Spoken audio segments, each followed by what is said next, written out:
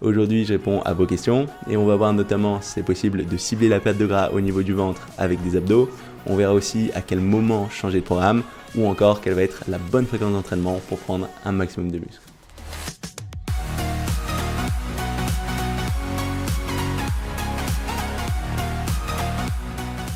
Salut, c'est Nico et bienvenue dans un nouvel épisode de ma mini-série questions-réponses dans laquelle je réponds aux questions que vous m'envoyez par mail. Et pour une fois, je ne vais pas prendre de nouvelles questions parce que j'ai déjà reçu plein de questions suite aux derniers épisodes et par souci de pouvoir y répondre au fur et à mesure pour pas que tu attendes 4, 5, 6 semaines avant que j'y réponde, vaut mieux que je temporise un petit peu. Donc si tu as des questions, garde-les pour l'instant, mais bientôt dans les prochains épisodes, je te dirai quand tu pourras à nouveau les poser. Comme ça, tu seras sûr d'avoir une réponse et que potentiellement ta question, elle pourra passer dans une de ces vidéos. Donc sans plus attendre, on va regarder quelles ont été les questions qui m'ont été envoyées depuis le dernier épisode. Donc tout d'abord, je voulais commencer par deux questions assez similaires qui me viennent tout d'abord de Pierre, qui me dit qu'il n'arrive pas à avoir un ventre plat, qu'il a beau faire des abdos, du gainage et qui veut savoir comment faire pour réussir à perdre ce ventre, si ça a un impact. Et une autre question qui vient de cette fois Alexandre, qui me demande d'abord quel type de programme sur la semaine je propose, mais aussi cette même question de savoir si les séries longues sur les abdos, ça peut aider à éliminer la graisse abdominale. Donc pour la première partie de cette deuxième question, la réponse elle est assez simple. Si tu es débutant, intermédiaire, je te conseille vraiment de faire plutôt un full body. Je mettrai un lien sous cette vidéo vers tous les programmes en PDF que je propose. Donc tu retrouveras tous les programmes que mentionne Alexandre, mais je vais aussi rajouter ce programme en full body. Tu pourras suivre 2-3 fois par semaine, qui selon moi est un super point de départ si ça fait seulement quelques mois, quelques années que tu fais de la musculation et que tu sais pas trop dans quel sens t'orienter. Mais pour revenir à la question des abdominaux et de la perte de gras au niveau du ventre, de façon générale, la science a montré qu'il n'y avait pas vraiment moyen de cibler la perte de gras. Ça veut dire que si tu fais beaucoup d'abdominaux, a priori, ça ne devrait pas t'aider à perdre du gras dans cette zone. Par contre, ce qui est aussi vrai, c'est que si tu travailles un muscle, ce muscle va se développer, ça veut dire qu'il va prendre plus de place et pour une même quantité de gras, ce gras il va être plus étalé et ça donnera moins un effet gras. Donc ça veut dire que tu vas garder la même quantité de gras, mais tu auras l'air un petit peu plus ferme si tu es plus musclé. Mais pour ce qui est de vraiment perdre du gras dans une zone, ça va tenir surtout à deux facteurs, à savoir ta génétique et ta nutrition.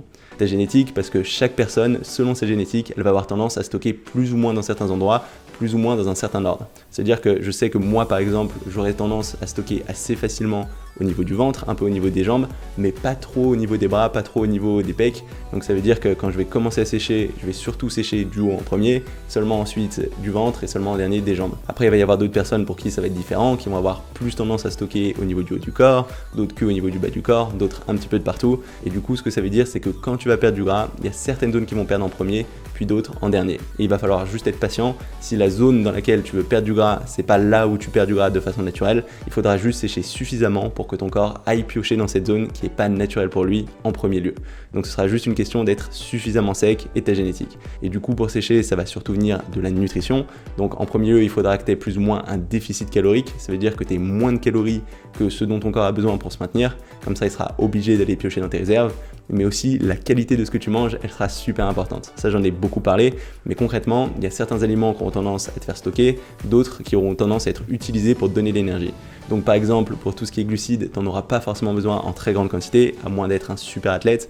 De ce que j'observe, la plupart des gens ont beaucoup trop de glucides, pas assez de protéines, pas assez de lipides, donc mieux vaut limiter autant que possible tes glucides, essayer d'avoir plus de protéines, viser au moins 2 grammes de protéines par kilogramme de poids du corps par jour, pour réussir à prendre du muscle efficacement, mais aussi pour réussir à sécher. Parce que les protéines, de façon générale, tu n'auras pas trop tendance à les stocker, mais ça va avoir un fort effet de satiété, donc tu auras moins faim, ce sera plus facile de moins manger, tu vas sécher plus facilement.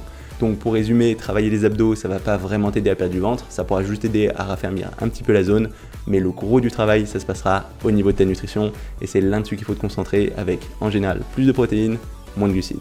Ensuite, on arrive à une autre question de Stéphane qui réagit cette fois à ce que j'ai dit dans le premier question-réponse. Parce que dans le premier question-réponse, j'ai suggéré que trop changer d'exercice, ça pouvait être problématique. Parce que si tu changes trop souvent d'exercice, tu n'arriveras pas à bien les maîtriser et du coup, tu n'en retireras pas de bons résultats.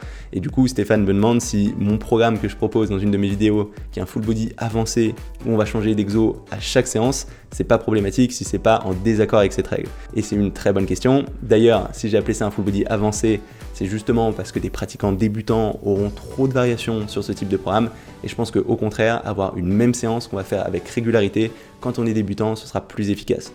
Par contre, ce qui est vrai aussi, c'est que quand tu commences à avoir pas mal de pratiques, que tu as déjà fait à peu près tous les exercices un grand nombre de fois, ce sera plus facile, grâce à cette expérience, de tirer des résultats d'exercices que tu feras moins fréquemment. Donc à partir du moment où tu retrouves des exercices chaque semaine, tu arriveras à en retirer quelque chose en termes d'hypertrophie quand tu commences à être plus avancé. Après, si tu es débutant, c'est différent. Je te conseille vraiment de garder plus de régularité sur tes exercices pour réussir à bien les maîtriser. Il n'y a qu'avec plusieurs années de pratique que des programmes avec autant de variations seront vraiment intéressants. Tu pourras en retirer des choses, mais ce ne sera pas optimal si tu es débutant. Ensuite, on va passer à 2 questions assez similaires. Une première question d'Alexandre qui me demande si quand on commence à stagner sur ses exercices, ce sera intéressant de cycler ses entraînements ou s'il faudra carrément changer de programme. Et une question de Quentin qui me demande quel va être le meilleur moment pour changer de programme, pour passer un half body, un split par exemple, si tu fais du full body. Du coup, la première chose que je voulais aborder en lien avec ça, c'est l'idée que tant que tu progresses, ça sert à rien de changer de programme. Parce que ton corps, l'idée c'est de le garder en état d'adaptation et il vaut mieux attendre le moment où tu vas commencer à stagner pour lui renvoyer un nouveau stimulus. Parce que si tu leur envoies des choses nouvelles trop tôt, ton corps il va commencer à s'adapter à ces nouvelles choses alors qu'il était déjà en train de construire du muscle avant, donc ce sera moins efficace pour lancer ta progression. Puis surtout, quand tu vas commencer à vraiment stagner, tu n'auras plus vraiment de choses nouvelles à envoyer à ton corps si tu as déjà tout utilisé avant alors que tu stagnais pas encore. Donc c'est important d'attendre le moment où tu vas commencer à stagner ou au moins où ta progression va ralentir avant de réfléchir à changer quoi que ce soit. Donc si aujourd'hui tu progresses et que tu vois la différence de mois en mois, je te conseille vraiment pas de changer de programme. Ensuite, comme on l'a vu, de façon générale, il vaut mieux garder assez de régularité sur un même exercice pour en tirer un maximum de résultats. Donc ce que je préfère faire quand je vois qu'il y a un début de stagnation qui se met en place, c'est d'abord jouer sur la charge de travail et le nombre de répétitions. C'est-à-dire que si par exemple tu as l'habitude de faire 3 à 4 séries de 10 à 12 répétitions avec 1 minute 30 de repos entre tes séries, je te conseille par exemple de passer à 6 à 8 répétitions en mettant plus lourd et en prenant plus de temps de repos, par exemple 2 minutes. Ou au contraire, carrément passer sur du volume et faire 15 à 20 répétitions sur tes séries. Et l'idée, c'est simplement de changer suffisamment ce schéma de répétition pour relancer une adaptation de la part de ton corps. Et à partir du moment où tu te retrouves dans la fourchette de 5 à 20 répétitions et que tu fais suffisamment de séries au total par muscle sur l'ensemble de ta semaine, donc en général on va dire 10 à 20 séries par muscle par semaine, tu réussiras à avoir une adaptation. Après, ce qui est important, c'est juste que ton stimulus soit différent de ce que tu as l'habitude de faire. Parce que plus tu fais un format d'entraînement, et moins ce sera efficace pour réussir à progresser. Après, une autre bonne façon de faire ça que j'aime bien, ça peut être de mixer les deux. Faire par exemple des séances à 6-8 répétitions, des séances à 10-12 répétitions et des séances à 15-20 répétitions. Donc par exemple en full body, tu peux avoir ta première séance du lundi qui va être autour de 6-8 répétitions assez lourdes, celle du mercredi qui sera intermédiaire à 10-12 répétitions un peu plus légères, et celle du vendredi qui sera beaucoup plus en volume où tu feras tes 15-20 répétitions. Comme ça, tu joueras sur tous les tableaux d'hypertrophie et si tu n'as jamais utilisé ce genre de format, ça relancera ta progression. Par contre, ce type de format, je le déconseillerais peut-être à des débutants complets, parce que vu que tu vas changer à chaque fois de séance en séance le type d'entraînement que tu vas faire, ce sera moins évident de suivre tes performances, ce sera moins évident d'avoir une surcharge progressive de semaine en semaine en augmentant un petit peu ta charge, vu qu'à chaque fois tu vas pas avoir le même nombre de répétitions. Et je pense que si ça fait seulement quelques mois que tu t'entraînes sérieusement, il vaut mieux que tu aies un format fixe, par exemple faire tout le temps 6-8 répétitions, puis en 10-12, ou tout le temps 15-20. Et à partir du moment où tu vas commencer à stagner, passer d'un format à l'autre. Du coup, la question qui se pose, c'est à quel moment changer de programme, à quel moment changer carrément d'exercice. Et bah déjà, au niveau des exercices, mon conseil, c'est si tu vois qu'il y a un exercice sur lequel tu n'arrives pas à progresser plusieurs fois d'affilée, c'est possible que ce soit un exercice qui ne te convienne pas et ça peut être intéressant de le changer. Donc par exemple, si tu fais 4 semaines de full body en 10-12 répétitions et que tu vois tu progresses pas vraiment sur ton développé couché et qu'ensuite tu fais 4 semaines de full body autour de 15-20 répétitions et que tu vois toujours que tu as du mal à progresser sur ce développé couché, c'est peut-être qu'il faudra faire un autre exercice à la place du développé couché, peut-être passer sur des dips, des développés aux haltères, peut-être des développés inclinés. En tout cas, si tu observes qu'un exercice te pose systématiquement problème alors que tu as fait bien attention à son exécution, ça peut être intéressant de le changer. Ensuite, à quel moment changer carrément de programme ? Eh bien, le premier point, c'est si ça fait plusieurs fois que tu changes de format d'entraînement et que malgré ça, tu n'arrives plus à relancer ta progression, là, il faudra envisager de complètement changer de programme. Donc par exemple, si tu faisais un full body jusque-là, que ça fait 6 mois que tu fais ce full body et que tu as beau changer ton nombre de répétitions, tes charges, tes exercices, tu n'observes pas vraiment de différence, et bah, ce sera intéressant de passer vers autre chose. Par exemple, ça peut être un haut du corps, bas du corps, ou encore en push-pull leg, si tu peux faire suffisamment de séances sur ta semaine. Donc dans l'idéal, mieux vaut changer de programme après que tu aies déjà essayé de cycler tes formats d'entraînement, tes charges, tes répétitions. Après, il y a un autre cas de figure où c'est intéressant de changer de programme, c'est si jamais tu en as marre de ton programme. Parce que la progression en musculation, ça se passe à l'échelle de plusieurs mois, de plusieurs années, et c'est important que tu prennes plaisir à ce que tu fais. Donc si jamais il y a un type de programme qui te convient plus, ça va être le moment d'en changer, même si tu étais encore en train de progresser. Parce que cet aspect plaisir de la musculation, il est vraiment important, et il faut en tenir compte. On arrive ensuite aux 2 dernières questions qui concernent cette fois la fréquence d'entraînement, avec une première personne qui me demande si c'est essentiel de faire des rappels sur un muscle dans la semaine pour essayer à bien progresser, et Ahmed qui demande si c'est plus intéressant de faire beaucoup d'exercices sur une seule séance ou de répartir ces exercices sur 2 séances au sein de la semaine.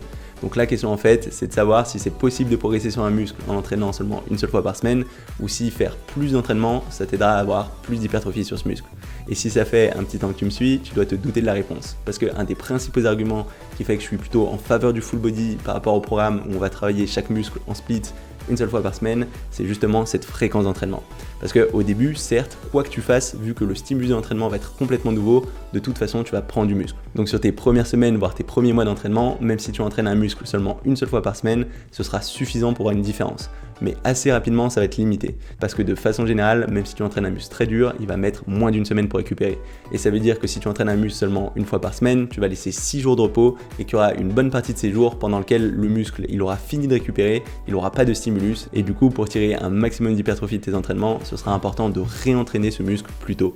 Et ça, ce sera d'autant plus vrai quand le muscle est plus petit. Parce que plus un muscle sera petit et plus ce sera facile de complètement le cramer, mais aussi plus rapidement il va récupérer. Donc une forte fréquence d'entraînement, ce sera plus important sur ces petits muscles. Typiquement, ce sera particulièrement le cas sur les biceps ou l'arrière d'épaule, mais ce sera vrai aussi sur tes triceps ou tes mollets par rapport à des plus gros muscles comme tes dorsaux ou tes jambes que tu pourras entraîner un petit peu moins souvent. Mais même pour ces gros muscles, la science montre que les entraîner au moins 2 fois par semaine, ce sera plus efficace pour progresser que faire la même quantité d'entraînement sur une seule séance. Donc de façon générale, c'est important de travailler chaque muscle au moins 2 fois par semaine, et si tu veux mettre l'accent sur un muscle, c'est mieux d'avoir plus de fréquence d'entraînement. Après, en termes de récupération, ton corps il va pas pouvoir encaisser un volume d'entraînement infini. Ça veut dire que si tu entraînes un muscle plus souvent, il faudra faire moins d'exercices sur chacune de tes séances pour que au total, ton volume total d'entraînement reste le même sur l'ensemble de ta semaine. Donc à partir du moment où ton volume d'entraînement par muscle est le même, tu peux répartir ça sur plus d'une séance, donc dans l'idéal au moins 2, voire 3, puis même pour certains petits muscles, tu peux aller jusqu'à 4 ou 5, travailler presque les biceps tous les jours. Si tu arrives à bien changer tes angles de travail de séance en séance et que tu fais attention de ne pas aller à l'échec musculaire, c'est tout à fait possible et c'est très efficace pour construire de la force. Donc oui, il vaut mieux faire plus de séances, si possible au moins 2 par semaine si tu veux réussir à bien progresser. Donc voilà, ça va être tout pour aujourd'hui. Si jamais ça t'a plu, n'hésite pas à mettre un petit pouce bleu ou un petit commentaire, en particulier si tu as des ressources ou d'expériences en lien avec les questions dont on vient de parler. Si jamais t'es pas encore inscrit à ma chaîne YouTube, n'hésite pas à le faire maintenant pour savoir quand je sors de nouvelles vidéos. Tous les lundis, je sors un nouvel épisode de ma mini-série 2 minutes science dans lequel je réponds à une question de la musculation en faisant le tour de la science sur le sujet en 2 minutes ou presque. Et le jeudi, il y aura d'autres épisodes de cette mini question-réponse dans laquelle je réponds à vos questions que vous m'envoyez par mail. Donc si t'es pas encore inscrit, n'hésite pas à le faire maintenant. C'est tout pour aujourd'hui et on se retrouve très rapidement. Salut!